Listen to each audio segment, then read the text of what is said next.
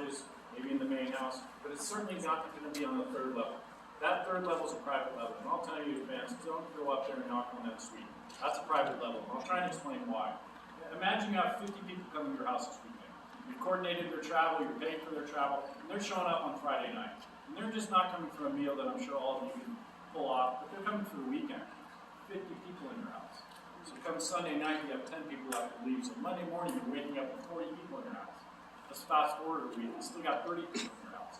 Fast forward another week, you still got 30 people in your house. By the end of the month, you got 25 people in your house. That third level is so private, even as children have to call in advance. If you think of that scenario that I just shared with you, you got these people using your TVs, raiding your refrigerator, sleeping on your beds, borrowing your cars, playing in your backyard. You're probably going to want a third level as well. It's privacy. If you don't already have one, you can pull out that scenario. But I'm going to tell you about the queen of this castle. Her name is Julia Morgan. She's the architect of this property. She's the first woman to enroll and graduate the School of Fine Arts in Paris. A course that had taken the men 6 years. She applied 3 different times. And I'm embarrassed to say in front of you ladies that she was denied 3 different times because she was a woman. She applied a 4th time to enroll, and this is a multiple day exam. And she's taken this exam with 500 other people that wanted to enroll. And they limited the amount of foreigners to 5. She was born in San Francisco, so she's a foreigner. The top 30 achievers could enroll. And she took this examination, and she scored number 13 of over 500 people. So there was no way the administration could go the other way. So they allowed her to come in. But she didn't understand the language, so she taught herself French. She taught herself the metric system as well. But she's dealing with men that didn't welcome her. Other students that didn't want her there. They wanted her to study outside the classroom with the door shut. After they had poured pitchers of water over her head, pushing her off hard benches. So they're being mean, I would say cruel. They're hazing this woman. She's got one other issue. She's 27 years of age. And you need to complete your studies by the time you turn 30. So she's got 3 years to do what's taken the men 6 years, in an environment where the men aren't there to help her. They don't want her there. But I'm proud to tell you folks that she achieved her goal, and she persevered. She graduated 3 weeks before she turned 30. Came back to the States, went to UC Berkeley, got a degree in civil engineering. Became the first woman licensed architect here in the state of California. I like to think Mr. Hearst sought this woman out. I mean, he was born from San Francisco, she was born in San Francisco. This could be her first gig. 2 years they'd be done. But actually they worked on this property for 28 years. And this was not her first job. This is job number 503.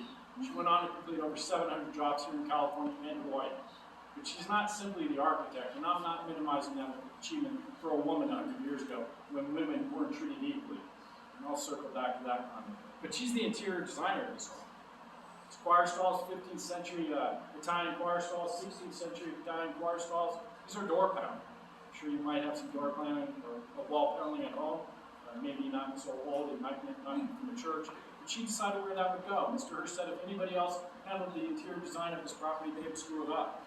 This mantelpiece is a 15th century French mantelpiece, so it's 6-foot logs.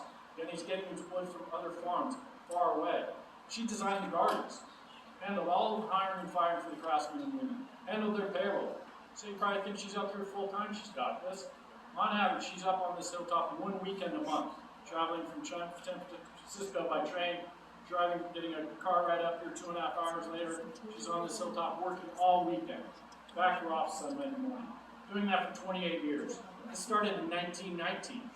I'm embarrassed to say you ladies didn't have the right to vote in this country until the following year, 1920. So Mr. Hearst is rather progressive, hiring a woman, a qualified woman, obviously. And circling back to that comment, I'm embarrassed to say you ladies aren't treated equally in this country now. I'm not going to go all political on you, I'm just going to acknowledge the obvious. So big hats or beanies off to all you ladies, and I mean that sincerely. But at some point, Mr. Hearst is going to walk through the store. There's an elevator there. You guys are welcome to ride that elevator as a guest of his. Push the basement button. There's really no use because that'll take you down to his wine cellar. There's 2 safe bank doors that prevent you from accessing the safe or into his cellar. So no need to press that button. You can ride it up to the 2nd or the 3rd level. It doesn't go up to the 4th level. So if you're staying up in those celestial bedrooms below the bell towers, push it to number 3. Just don't knock on his suite because you're not going to be welcomed up there. Walk the final flight of stairs up to your room on the 4th floor.